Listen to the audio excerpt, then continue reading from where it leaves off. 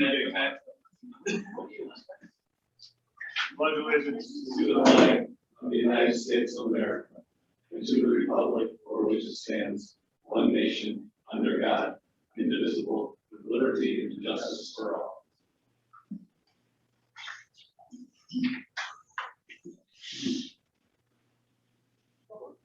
Trustee Gals.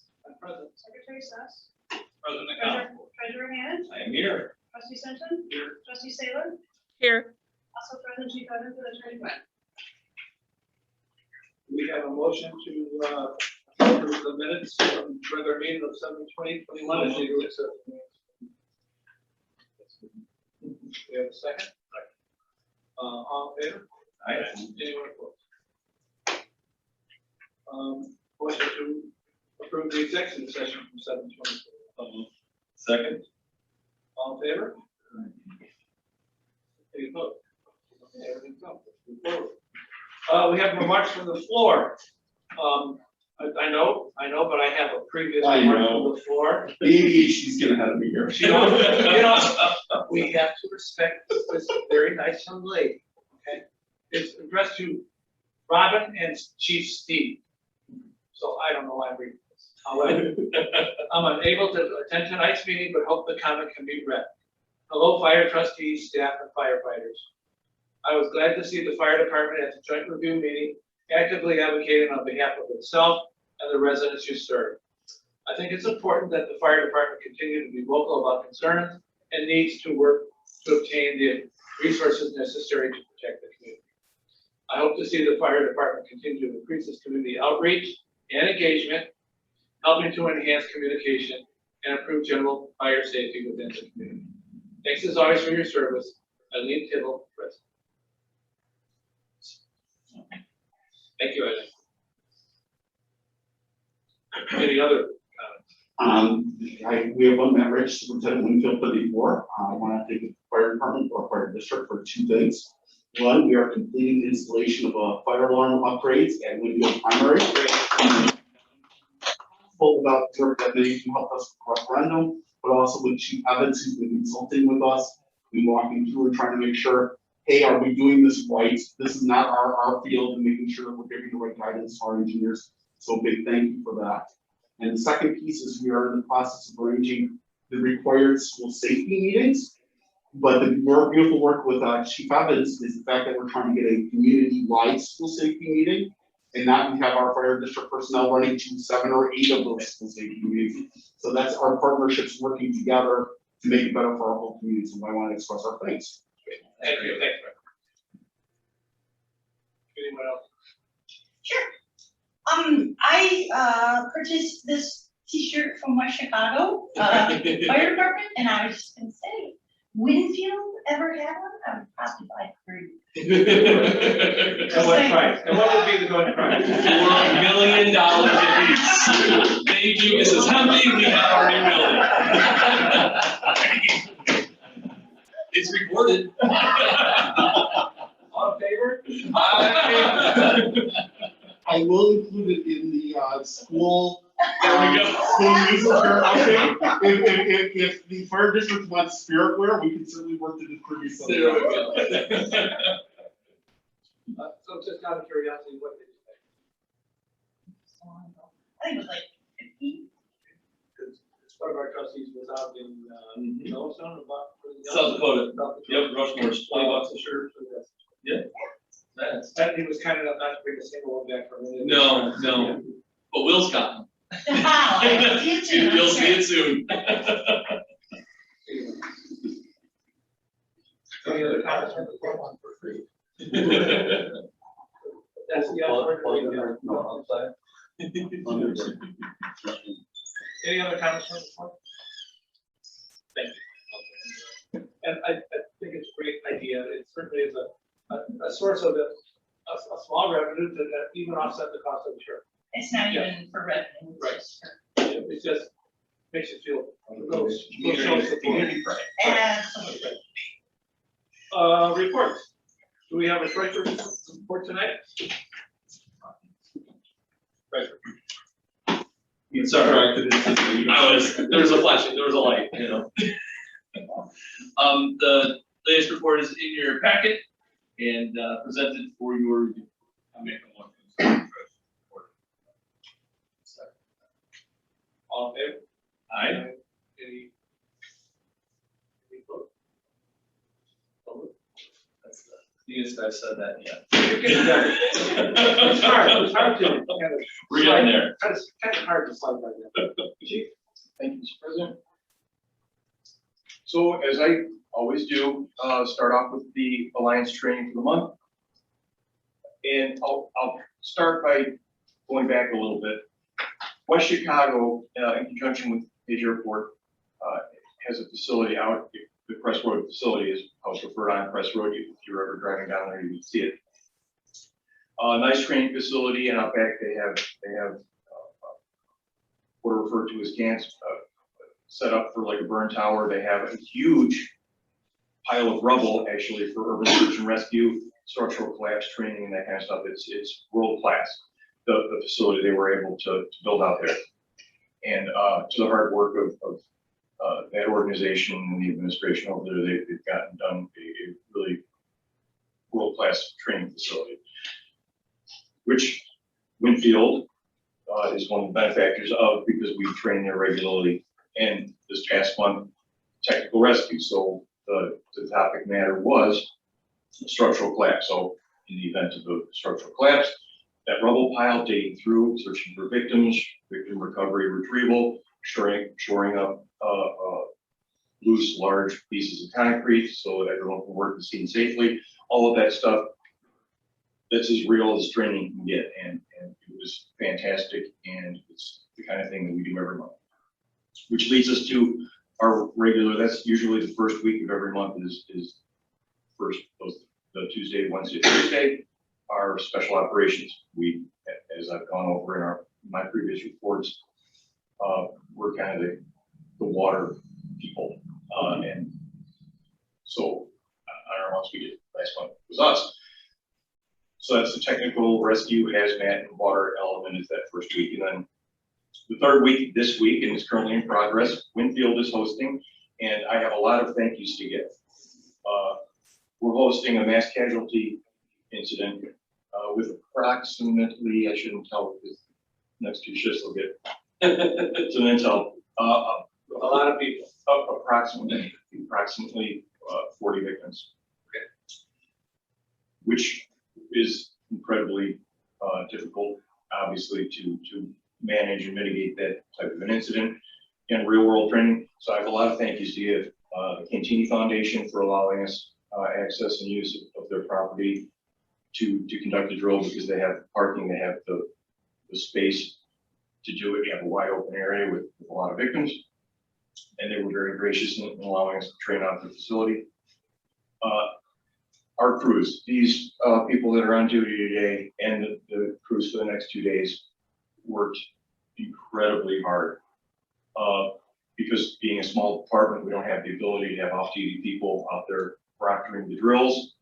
So our crews went in and out of service today between going on calls, going back out of service to mentor the drills for the other Alliance agencies, the other 6 agencies. We had a couple of guests, Hannibal Park and Warrenville also participated. So they worked incredibly hard, going from a call to dragging around 140, 150 pound mannequins. Some of them were live victims too. I have to thank CERT, who supplied us with some of their people. They volunteered to come out and act as live victims. They mobilized them, all this fun stuff. And they were out there and put in a good effort on a hot day. So everybody worked incredibly hard at this and are going to for the next 2 days as well. So compliments to all of them. And a special thank you and credit goes number 1 to Matt Smith. There was a bit of a lapse with respect to the EMS part of training, and he stepped up and volunteered to take leadership for the whole Alliance on leading some of that EMS training. And this is the first drill, large-scale drill, not part of a bigger drill, but the whole drill that he took leadership of, and he's done and is doing a remarkable job. And second to that, Eddie Troutman, who has coached him up along the way because Eddie's been doing that stuff for this organization and the Alliance for a long time. And he's been really mentoring him in on how to get things done, all of the particulars, all of the details to work on, and consequently, all of these folks put on a remarkable 3 evolutions today, and we'll do so the next few days. So my sincere congratulations and thanks to all of our members. I'd like to, not to discourage anyone from showing up. I'd like to kind of make a new habit of letting people see our firemen. Since we have some public here, we have people on video. If you would like to just come up, stand in front of me and introduce yourself. You don't have to say anything except your name, but we have a lot of great people that work here and no one knows who you guys are and gals are. And if you do it as a favor to me, I'd appreciate it. If not, I'll just have the chief read off. Feel better about that. And go the other one. I'm Steve. Where's the center? Right there. Right, there you go. Firefighter Andrew Martin, Jake Armstrong. Charlie Gorgon. Driver. One of our operating minutes here. Pete, if you'd like to stand up. He did. Thank you for my indulgence. And thank you, Mike. Recent incidents, no, so as of today, I think we're 140 calls, is that right? We left 140 calls year to date over last year. We've been getting really pounded recently. We've had 15, 16 calls the last few days. So incidents of note, on July 26th, cold shift, Tender 31 and I were over in Warrenville helping to assist in the structure fire over there. On July 28th, Tender 31, again, compliments the crew with red shift, handled a small hazmat scene in town. And the reason I bring that one up is because when sometimes it happens in people's homes and such, if you mix chemicals together and stuff's going on, that's why we're here. Call us. And they went out there, they did a master control job of mitigating it. And keep in mind that for folks and tell your neighbors, something like that kind of thing goes on, call us. That's why we're there. We can go there, help contact the right companies, make sure everything's safe, and take it from there. On July 28th, another red shift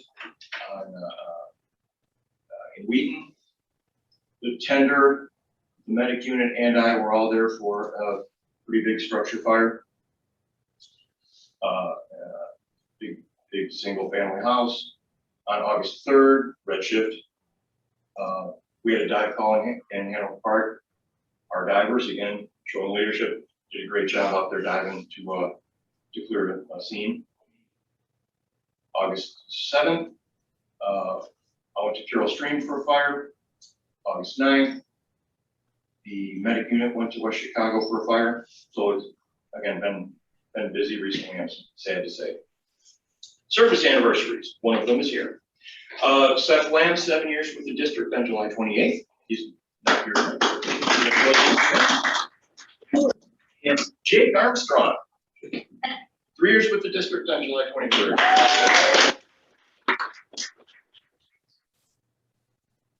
Other things to report, Engine 31 update, there's further in the packet about this. We've been through them and compliments and thank you to Bernie for helping out with trying to find a resolution. We really need to get our engine back, and it's been a long, arduous process to do so.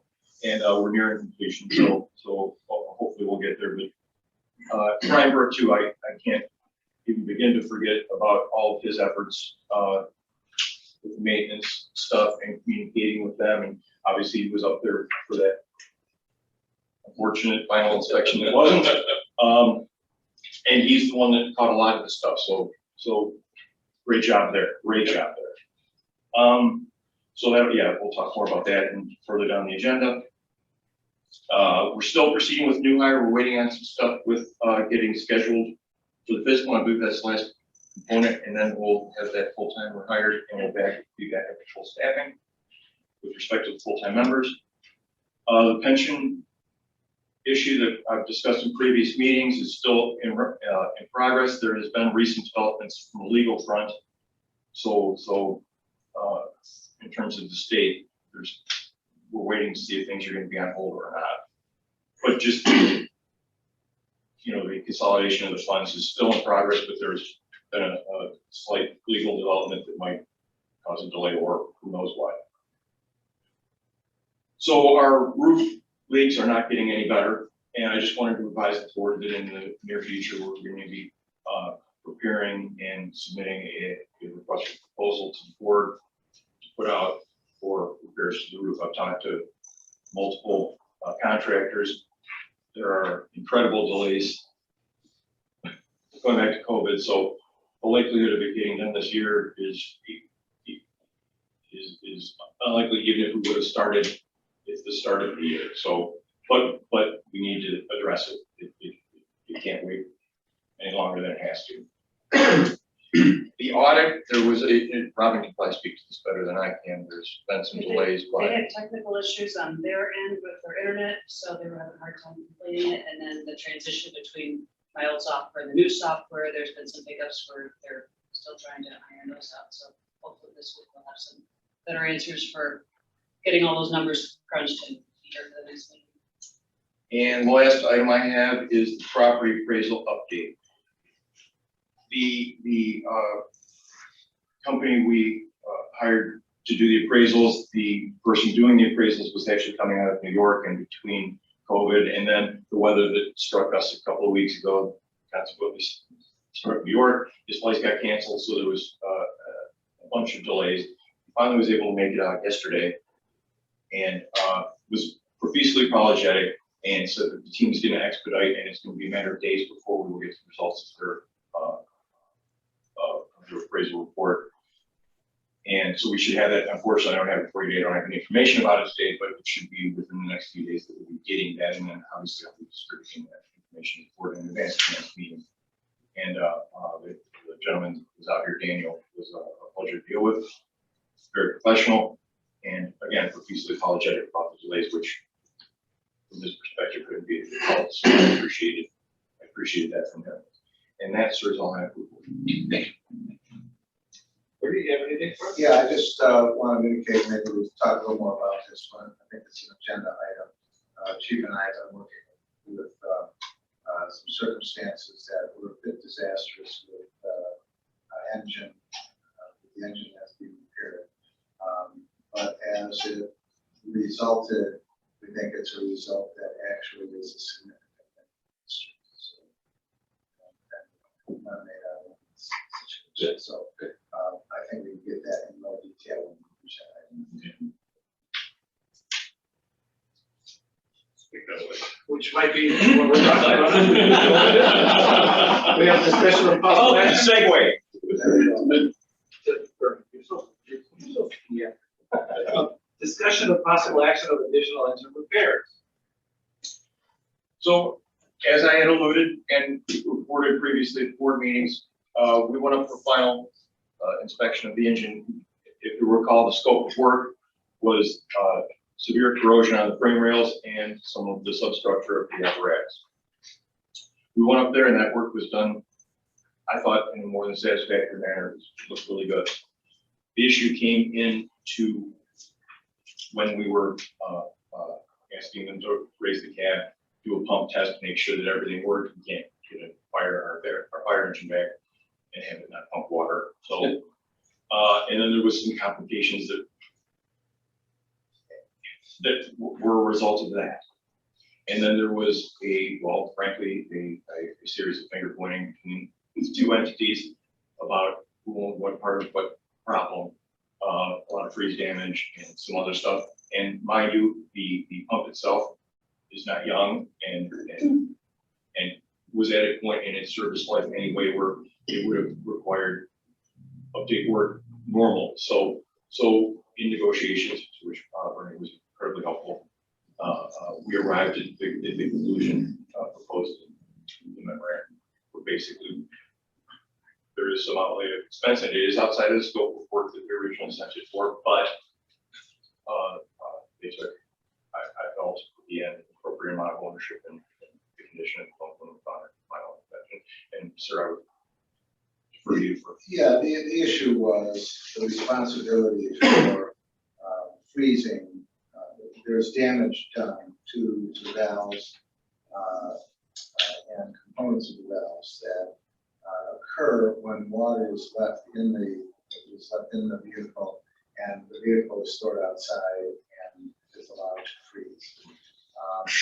We were able to put together a fairly good factual details that the vehicle was delivered to that facility empty of all of the piping, all the valves, all of the tanks had been completely dried before it was delivered, and that was and our vehicles are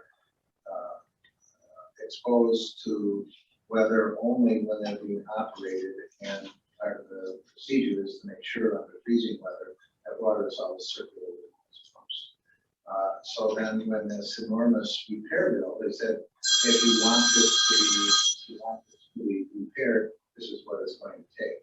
Well, the work order showed that on their incoming assessment was a pump test. So they had actually conducted a pump test and never did tell us where the vehicle had been stored after that pump test or whether or not it had been emptied of water. But our records. So the resolution is that we're spending money on this pump, but we now get a useful life out of that pump, which is about the same useful life as it would be. So the components that are not being changed are, pump housings and things like that that are really not going to fail. So this work, we really have to look at, even if we were to litigate that and prevail, the value of what we had would have been depreciated. Okay, and in this way, we're contributing to the solution, but at a significantly reduced amount, and we end up getting a significantly better, a better piece of equipment. So, took a page out of President Callis's playbook, in which people like me should reach political solutions sometimes rather than litigated solutions. So I think that outcome is good, and I would recommend this result because it is superior to any kind of litigated or any competition. Really, the money's, it's not that much No, compared it's, to the gas. Shoot, that's a charge hours. Another, that's about what we $58 probably pay for the tree. Well better than it was when we started. Right.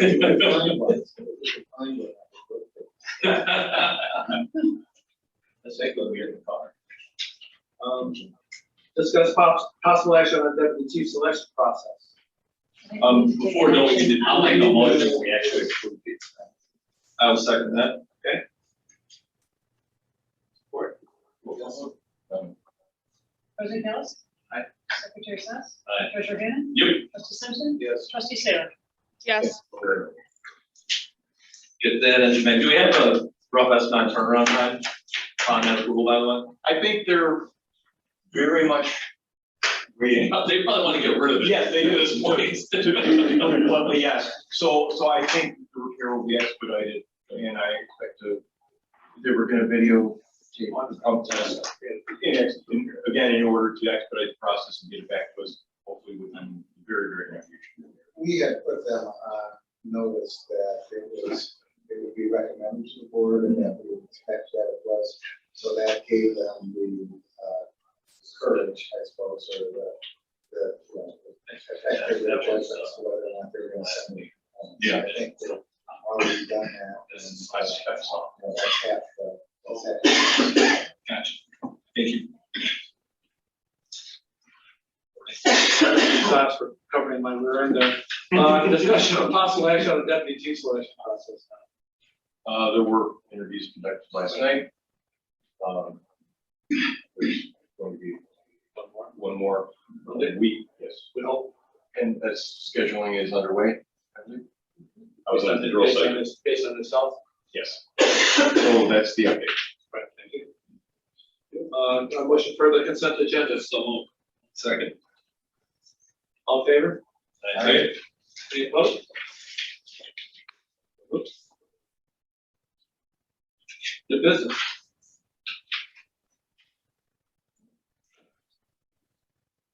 Motion, we pay the bills. To you, the business. All in favor? Aye. Any opposed? So moved.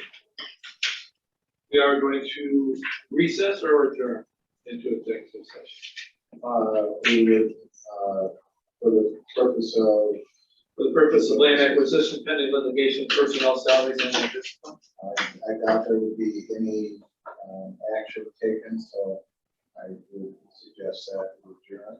Okay. And then you can move in executive session. All right. So moved. So, second. All in favor? Aye. Opposed? So moved. Thank you, everyone. Motion to adjourn.